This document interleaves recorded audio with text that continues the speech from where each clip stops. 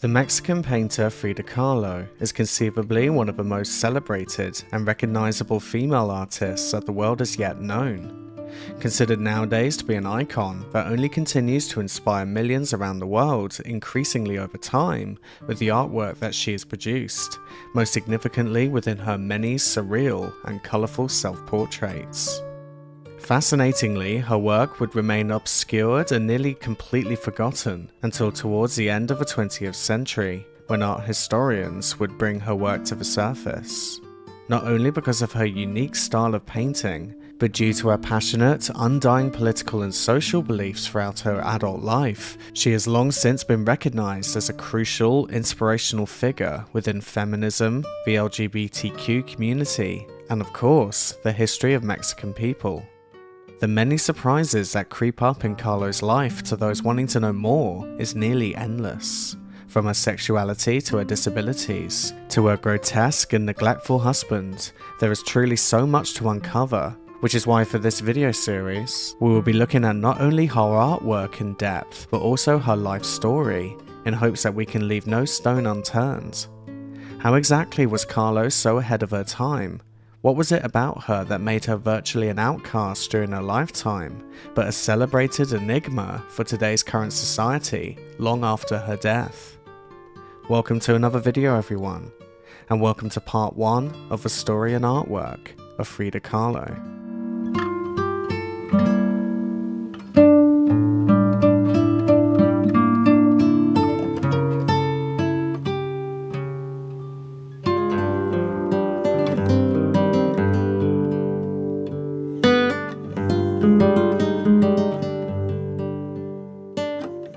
According to an official birth registry, Frida Kahlo was born in her maternal grandmother's home on July 6, 1907 in Coyoacan, a suburb of Mexico City. Her full name was Magdalena Carmen Frida Kahlo y Calderon.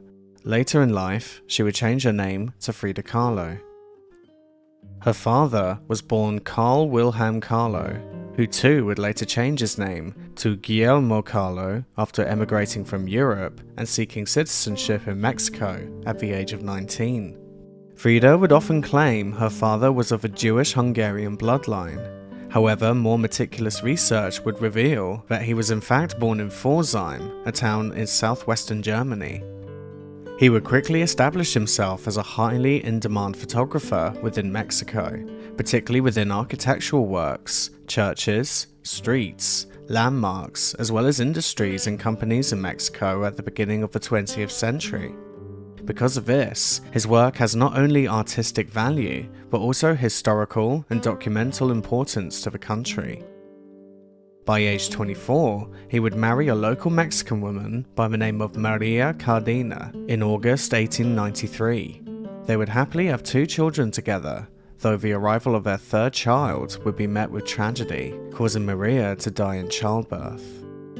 That very same night of Maria's death, Kahlo asked to marry the daughter of his photography mentor, Antonio Calderon, a devout and traditional Catholic woman of Spanish descent named Matilda Calderon y Gonzalez, who would later give birth to Frida.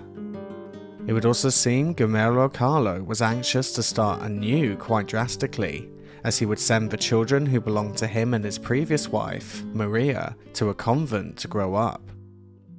Frida's childhood was marked by both joy and sadness, as she experienced a mix of love, cultural influences, low self-esteem, and physical challenges that would shape her future as an artist. For reasons not yet entirely known, Kahlo's mother Matilda was apparently hesitant to breastfeed her daughter, instead sending her off to 2 Mexican Indian wet nurses. The first one was reportedly dismissed for a heavy drinking habit. From an early age, Frida showed an interest in art, often drawing and painting as a way to express herself. Her father recognized her talent and encouraged her artistic pursuits. Guillermo Kahlo had a significant impact on her life, not only as a source of inspiration, but also as an influential figure who exposed her to photography and other art forms. Terrible misfortune struck Kahlo at the age of 6 when she contracted polio, a devastating disease that left her right leg significantly weaker and thinner than the other. Both her parents were slow to pick up on the severity of her ill health. When they noticed a condition of her withered, stunted leg, they simply dismissed it as a result of a little boy who threw a wooden log at her foot. Ultimately, Kahlo would be bedbound for roughly 9 months. Although she would eventually overcome polio, the illness was not only affecting her physically, but also led to feelings of isolation and low self-confidence during her formative years, being heavily bullied by other children her age on a regular basis.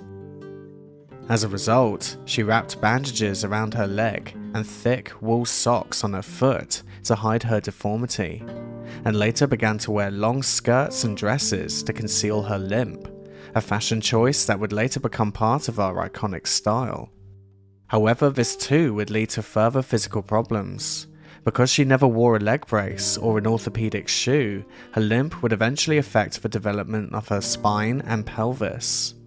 Some physicians have even theorized that she developed a form of spina bifida, which may have contributed to her difficulties in childbearing later in life. Kahlo would not be the only one in the family to experience poor health and heartache though. As she would describe herself, her childhood was looked back on by her as being very, very sad. Both her parents were sick all the time, and it was fairly evident to her, even at a young age, that her parents did not love each other very much either, if even at all, causing an incredibly tense atmosphere within her family household.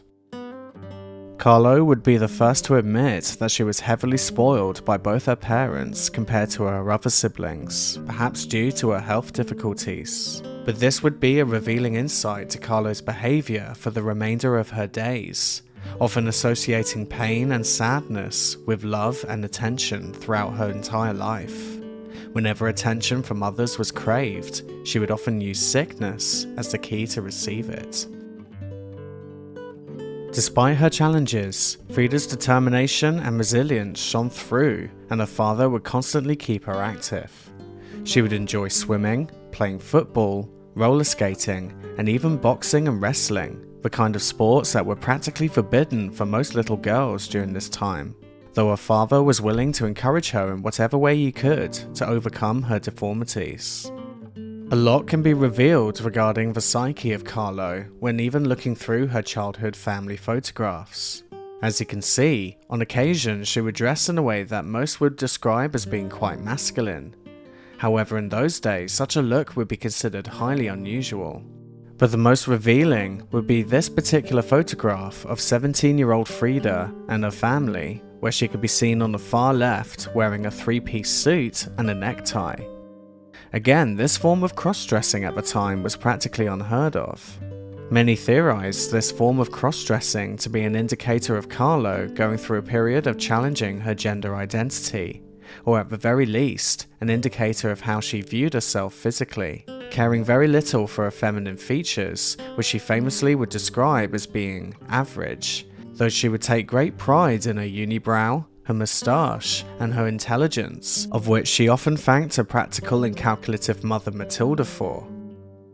Perhaps this could have also been due to her parents' difficulty in having a son instead of their many daughters, which some experts theorize could have jolted Kahlo's desire to step into this particular role herself.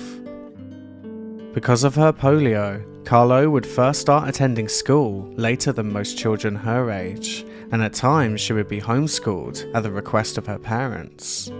Sadly, it would be during her educational years that Frida would also allegedly be molested by one of her female teachers at the age of 13 at a German school she was attending at the time, marking Kahlo's first sexual experience. Upon discovering letters between Frida and her teacher, she was quickly removed from the school and sent to the National Preparatory School in Mexico City instead, where she became one of the very few female students at the time, one of 35 girls out of 2,000 students in total. Her new school would in time prove to be fundamental to the development of her personality and later art career.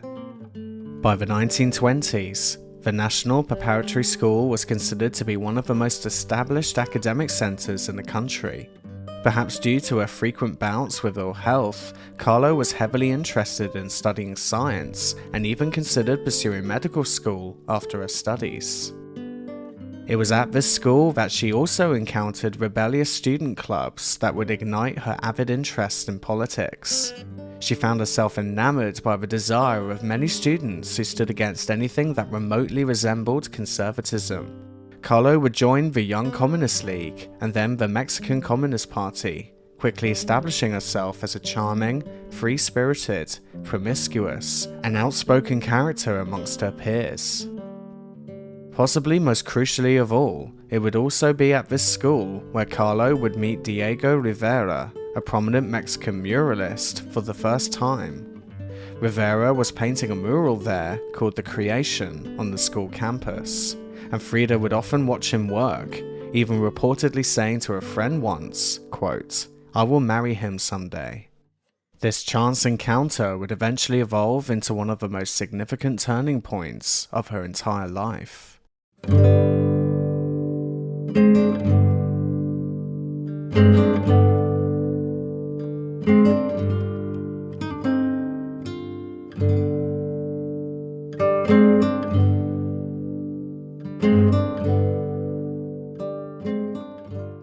In 1925, Frida suffered another life-changing event when she was involved in a severe bus accident.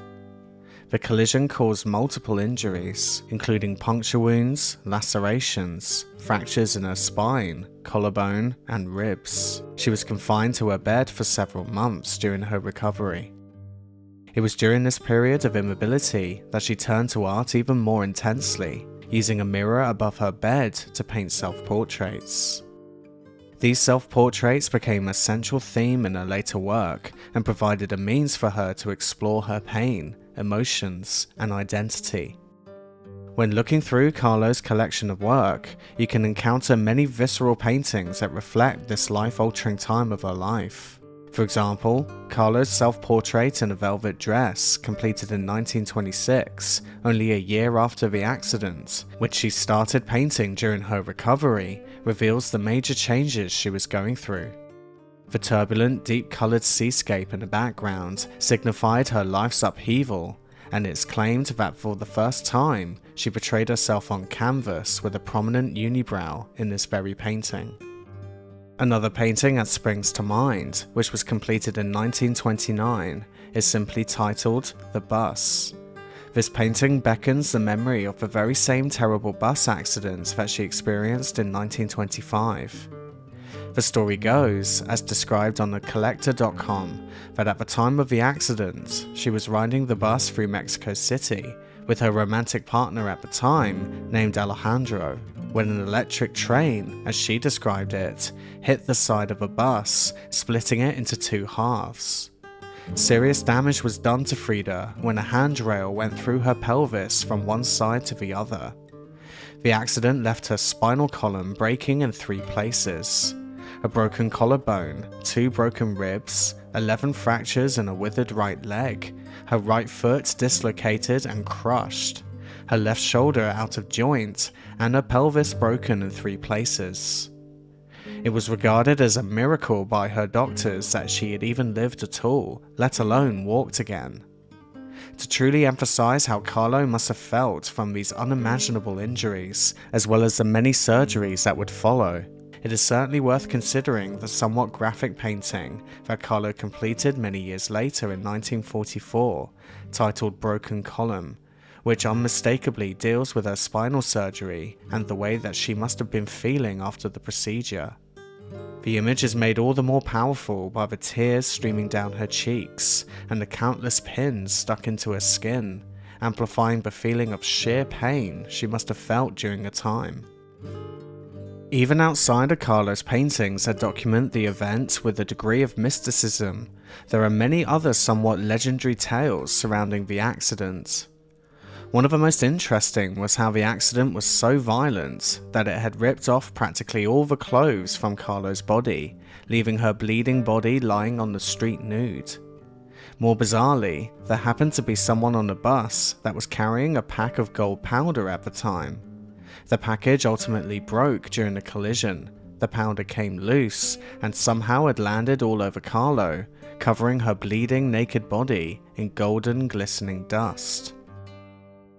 What's fascinating to discover about Kahlo during this particular time during her life is that it wouldn't only be the accident that kick-started a dramatic shift in her art and outlook, but it would also be around this time when a new relationship would form between her and a man that too would alter the course of her life forever. Frida's encounter with muralist and artist Diego Rivera at the National Preparatory School took on a new significance after the accident. She showed him some of her paintings and self-portraits that she made during her recovery, seeking his opinion and guidance. Rivera recognized her talent and became her mentor. This new friendship eventually blossomed into a romantic relationship, and they quickly married in 1929 when Frida was just 22 years old. However, many who were close to both Kahlo and Rivera perceived the marriage to be a poisoned chalice from the very start. A marriage doomed to suffer constant passion paired with constant infidelity and heartache. Diego Rivera is without a doubt one of the most curious characters to play a huge role in Frida Kahlo's life. The man was roughly 20 years older than Kahlo, making him 42 years old at the time he married her. He was over 6 feet tall, 200 pounds heavier than Kahlo, and famously described as being irresistible as much as he was ugly. Frida herself once described him as being, quote, like a boy frog standing on his hind legs. Despite all this, women nevertheless seemed to swoon over him constantly, and he was incredibly casual about his unfaithfulness to Kahlo, a narcissist that never really seemed to care if and when she would ever find out. If that wasn't enough, his attitude and demeanor was persistently repulsive. He would compare the act of urinating to that of making love, claiming even that he could be a lesbian because he loved women so much. It truly is understandably baffling as to why Kahlo remained so devoted to Rivera. But nevertheless, she would talk about her husband constantly, seeing him as her other half, her dream, and at various points in their relationship, she even idolized him. This can be seen in painted depictions of her husband, such as in Frida and Diego Rivera, completed in 1931, which is considered to be a wedding portrait. Within Kahlo's diaries, she would write how much she adored his massive stomach, describing it to be, quote, tight and like a smooth sphere, and his breasts were sensitive and large, end quote. Frida would even change dramatically for Rivera. She would start wearing the more feminine dresses of a Tehuantepec. She began wearing her hair in the Indian-Mexican style, and even her painting techniques within her art were altered under the influence of Rivera. It would not be long before Kahlo conceived her and Rivera's first child, which would also mark Kahlo's first of many experiences of miscarriage. Although it was never truly confirmed, the supposed reason for the loss of her first child was due to her twisted pelvis. After becoming pregnant again, she would suffer yet another miscarriage. However, this time, she attempted to induce an abortion herself by swallowing castor oil with quinine. Perhaps this was due to her niggling doubts that she could ever give birth to a healthy child. Her third pregnancy would also result in an abortion, but it's theorized that this was because the child was that of one of her secret, out-of-wedlock lovers. It certainly did not help that alcohol abuse was also prevalent throughout most of her life. There were many indicators that Kahlo in fact never even wanted to bear children, believing it would only get in the way of her many male and female lovers, but wished only to do so for the sake of bringing her closer to her husband, signifying again just how toxic and unhealthy their relationship truly was. There are, of course, a few gut-wrenching works of art by Kahlo that subtly or plainly display her experience of child loss. One of the most well-known paintings is titled Henry Ford Hospital, that depicts the artist herself lying in a pool of blood on a floating hospital bed, surrounded by totems attached to what look like umbilical cords, each representing her health, experiences, and emotions. including that of a dead human fetus. It's also been documented that this work is the first painting Frida used sheet metal as his support. Her husband wished to improve Frida's mood after the miscarriage and encouraged her to try to paint on tin panels. He suggested she paints the years of her life if she cannot find anything else to paint, resulting in this powerful and primitive masterpiece of hers. During the early years of their marriage, Kahlo's artistic career was still in its infancy, but regardless, she continued to paint, finding solace and expression in her artwork. During these years, she and Diego would also for a brief time venture out of Mexico into the United States. First to California, then to Detroit in 1932, the year that she lost her second child, as well as her mother Matilda, who sadly died during a gallbladder operation. Her mother's death left Kahlo feeling utterly heartbroken. The next year they travelled to New York, but it would not take long for Kahlo to wish to return to Mexico, much to the reluctance of Rivera, who also at the time managed to get himself into quite a bit of trouble when he would paint communist imagery on a mural that was quickly painted over. Nevertheless, the couple returned that same year, moving into a new house in San Angel. This would also be the kickstart of much more pain, both physically and emotionally for Kahlo. The following year would be plagued with yet another unfortunate miscarriage. Further periods have been bedbound, and of course, more out-of-wedlock sexual encounters, including that of Rivera and Kahlo's very own sister, Cristina.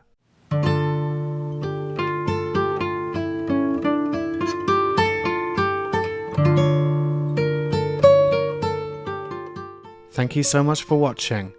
Apologies that on this rare occasion I have to end the story here for now, but like I said at the beginning of this video, there is much to uncover regarding the life of Frida Kahlo, and I feel her story and work deserve a lot of time and attention. Also, there's a kind of more boring reason I guess, which is at this current moment in time, I'm going to be a lot more busier with work and things outside of YouTube than I was before. So the likelihood of me being able to do more massive hour-long videos from this point onwards is looking kind of unlikely. It's more likely going to be a video split up into different parts, basically. Hopefully that can change over time because I do enjoy making long content, but for now that's just the current situation I'm in right now. So for now, please keep an eye out for part 2, which I promise will be finished and released as soon as possible. Before I wrap up, I'd like to introduce a bonus artist to you from my end of video segment called Artist Corner. Here I get to share some amazing artwork created by one of my viewers. And today's artwork is by Pete Conroy, an artist from the UK and now currently living in Australia. Pete tells me he hadn't always been painting, but back in 2012 he broke his neck in a surfing accident and sadly he became paralysed from the chest down. So after the accident, he decided to give painting a go. As you can see from his many wonderful examples, it was truly a hidden talent just waiting to finally be uncovered. He tells me he'd always loved art, but then he thought it could be something to try full time, and now he says he loves it more than ever. What's incredible about Pete's work though, is not only the amazingly detailed and distinctive characters he creates, but he also tells me that his hands don't fully work as they're partly paralysed too. But over time, due to his resilience and determination, he's now learned how to use them in his own unique way. Quote, "I'm a much better artist than I thought I'd ever be, and I'm still learning and improving all the time. Can't wait to see where I'll get to in another 10 years. End quote. And on that point, I have to say I think his story is so inspiring, and I too would love to see where his work is heading in the years to come. I just love how expressive his figures are, each are jarring, beautifully melancholic, or at times even humorous, making his collection on Instagram and his website such a joy to explore. Which is why I strongly urge you to take a gander at more of his work via the links you see here on screen or in the below video description. If you too are an artist and would like to potentially feature on my channel, I'd love to hear from you. Please send me an email to blinddweller@gmail.com or send me a message on Instagram. Please also be sure to drop by my Discord server, Blind Dwellers Art Club, to meet other like-minded artists and creatives such as yourself. Finally, as always, a never-ending thank you to all of my patrons and channel members, and a special shout out to all of my top-tier donators. Tyler Butler, Harley Raven, Eric Lamarca, Tyler Rogers, Dave MC, Booty Magic, Molotale, The New Ongorum 24, Equatamok, Ken B, Lee Flowers, Calvin Kai, Akaiser, Carol H, Fernando Achicaro, Large Fatty or Big Chad, Charlie Sancheesy, and Port Perea. See you in the next one soon then, everyone. Keep being creative, and bye for now.